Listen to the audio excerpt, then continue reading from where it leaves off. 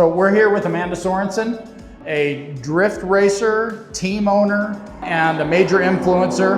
You can hear the noise. We're at a track in Grantsville, Utah, which now just got sponsored by Burt Brothers here in Utah. You just heard the cars go by, but Amanda, we're gonna just walk through and kind of, the people that are gonna be watching this are just gonna wanna know, how in the world did you get into racing? We know this is a male-dominated sport, but women are making a major inroad, which is something we love. We sponsor a male driver, but we also sponsor a female driver, and we like to keep that going. But tell us a little bit about your backstory and just how you came to be in this position. Yeah, so my name is Amanda Sorenson, and professional motorsports athlete. I compete in many different forms of motorsports, from drifting to electric rally cars, go-karts. It was a family hobby. My dad used to race way back, and I have two younger brothers, one who is 21, I'm 22, and his name's Brandon, and then a 14-year-old brother, his name's Cameron, and it's been a family hobby that we had sort of just turned into a career over time. Brandon and I, growing up, had started racing in go-karts at a very young age, and we traveled the whole West Coast from California, Utah, Arizona, all around competing in go-karting championships, and from there moving into a little bit of off-road.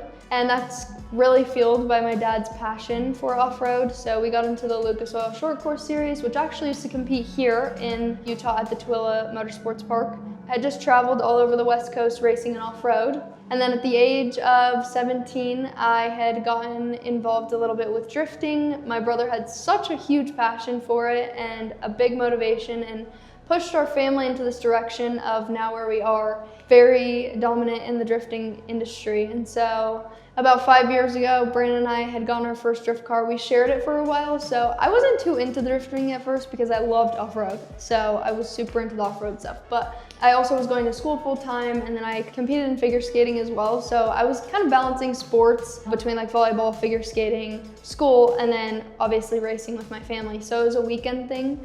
And Brandon and I had always just had that sibling rivalry and competition, which has now pushed us at a very rapid pace to get to the pro ranks at a young age.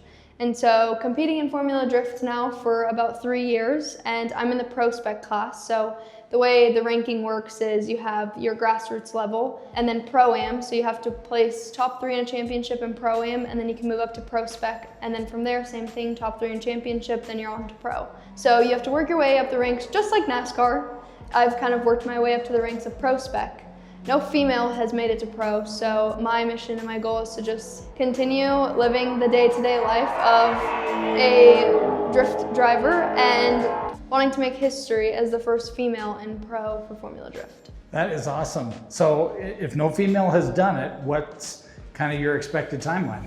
Yeah, so I made history as the first female to podium in Formula Drift last year in 2024 at Round, New Jersey.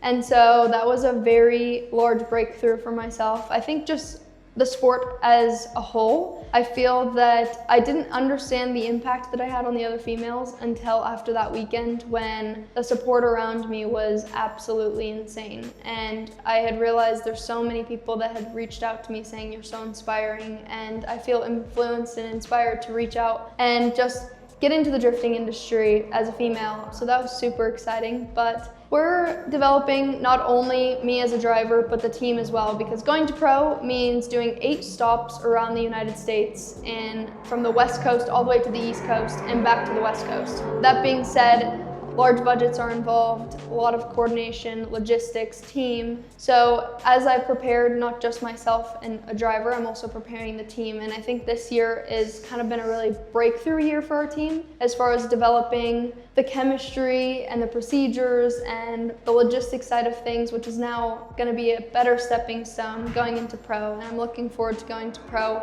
within the next year or two. Is there anything sweeter than seeing the look on the men's face as you beat them in a Formula Drift race? I think I love competing with the men, just because for me, I'm able to relate that to the sibling rivalry that I've always had my whole life.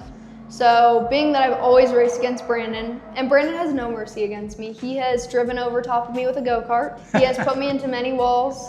He uses me as his brake pads. Like, there is absolutely zero slack he gives me, which I think is what's pushed me to be a better driver. So I love just pulling up and driving with, at the end of the day, when the helmet goes on behind the wheel, it's like I'm still a driver. Yes, I'm a female and I get out and I do the girly things, but I think that's what makes me unique and it's fun. There's also now we are starting to see more females in this industry, which is so cool. Like Colette Davis, she's another female driver that I compete against. And it's just cool to show up to the track knowing like, hey girl, like let's go put down laps and like I'll give you a lead and I do a chase and vice versa. So it's cool to see, like we're all just drivers and we all share the same passion at the end of the day. And it's fun because as a female, when you can tap in to that competitiveness with the males, it's so cool and it unlocks something where you can see the driving on the track is a little bit more competitive than if it was just a male to male kind of out there. Yeah, I hear you. You know what's interesting to me and that I think the viewers would love to hear about is that, I've heard of Formula Drift, but I hadn't been involved. I hadn't been to a race. And I was amazed at the nuances behind how it actually works, how the, scoring works and what happens. You just mentioned the lead and the chase. Walk us through how Formula works and Formula Drift and how the scoring system works and that process. I think people would be excited to see that there's a lot more to it than just, I beat this person, I was first across the line. There is a real dance and synergy behind how you have to drive the car. Yeah, I think it's actually crazy. There's a lot of drivers, professional drivers, Formula One drivers, rally drivers, and these guys are top of the top, like top of the top drivers. And they say, if you give them the experience to compete in drifting, they say drifting is like no other because there's no room for error, which means that we have to be on our A game. In most forms of motorsports, you can maybe blow a turn and make it up the next lap. Whereas here we're put on the spot. And when you're going up for your top 32 competition, it's a head-to-head style bracket where it's bracket style. So I'm going against another driver. One driver will do a lead while the next driver will do the chase, and then you'll swap positions. And the goal is to maintain line, angle, and style, and you have 3 judges. As I continue to explain, it gets more intense and more in depth, and every time I make a mistake, I'm docked a point. So every single move is very critical in the car, which makes it such a high intense sport. So it's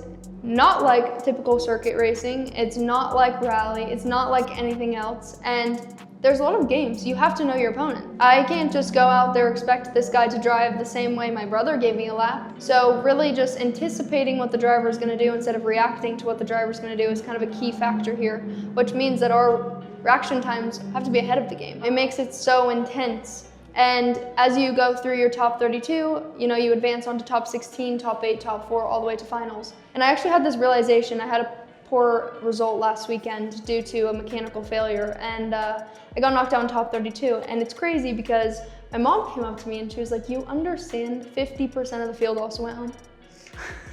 And it's crazy to think, like, you want to get in your head as a driver is like, dang, I just got knocked down top 32. I have such higher expectations. 50% of the field went home as well. And every single time you go into your next bracket, top 16, half of them go home. And it's crazy to think, like, who's left standing at the end of the day. So it was just like a cool kind of like, it's intense. It made me realize like, wow, this is crazy. You have to be better than half the field to advance on and over and over again all the way to the top. Let's get some advice. We've had a few viewers say, this is exactly what I needed when they hear descriptions and hear how somebody got started, because I can tell that what they're really looking at is, I love this, I love seeing it, but what's my path? Both men and women, what is the path to actually get here? You mentioned you went through go-karting and the karting series and so forth, but actual drift racing, if somebody wants to get in this, what's their path to? Yeah, I think drifting is very unique in a way that it's accessible to anybody. Drifting is so large that there's at least 10 events across the United States every single weekend. And not just the United States, but also over in Europe, overseas, it's huge. But it's so accessible, but I think it's like anything in life. If you want to be involved, take a step out of the box and go get involved, go attend an event, go talk to everybody. The drifting community is so unique in a way that it's very open-armed, so I feel like everybody is welcoming, whether it's a driver, it's a mechanic, it's the media guy. My advice to anybody wanting to get involved is like anything in life. Just give it a shot. Like, I didn't get into this painting out a perfect picture and knowing what the vision was. I got into this and one thing after another kept motivating me. to want to be the best in my game and be the best in drifting. You know, with that, a lot of opportunities came and a lot of hard work was involved, but it's like anything. If you put your mind to it, I think anything is achievable. And don't be afraid of the unknowns, you know? Don't be afraid of what you don't know is gonna happen, but just live in the moment and enjoy it and go to the events, step out of your comfort zone and get involved. Yeah, that's awesome.